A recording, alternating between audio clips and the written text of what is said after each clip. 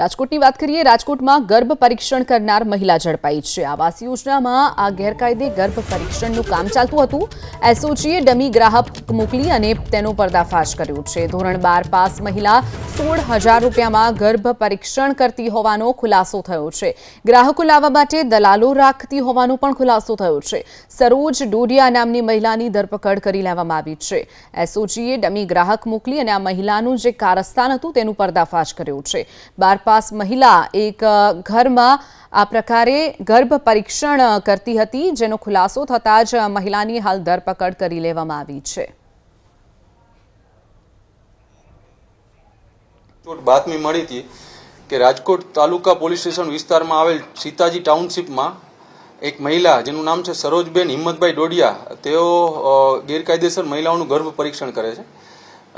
આ બાબતની જાણ થતાં એક ટ્રેપ ગોઠવવામાં આવ્યું, જેમાં આરએમસી અધિકારી તથા રાજકોટ સિટી પોલીસની 2 મહિલા કોન્સ્ટેબલની પણ મદદ લેવામાં આવી। આ ટ્રેપના અંતે આ મહિલા સરોજબેન ડોડિયાને પકડી લેવામાં આવેલ છે અને આ મહિલા વિરુદ્ધ રાજકોટ તાલુકા પોલીસ સ્ટેશનની રાજકોટ તાલુકા પોસ્ટેમાં બીએનએસની કલમ 91 તથા 61 મુજબ ગુનો નોંધી વધુ તપાસ તજવીજ ચાલુમાં છે। આ મહિલા પાસેથી 4 લાખની કિંમતનું એક સોનોગ્રાફી મશીન પણ કબજે લેવામાં આવેલ છે। આ મહિલા વિરુદ્ધ અગાઉ ડીસીબી પોલીસ સ્ટેશનમાં PCPNDT act pre conception and pre natal diagnostic technique act મુજબનો ગુનો નોંધાયેલ છે।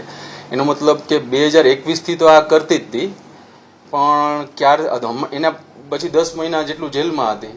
ત્યારબાદ કેટલી વાર કર્યું છે, કોનું કર્યું છે ને એ બાબત ઉપર હજી વધુ તપાસ તજવીજ આ રિમાન્ડ દરમિયાન પ્રશ્નો પૂછવામાં આવશે।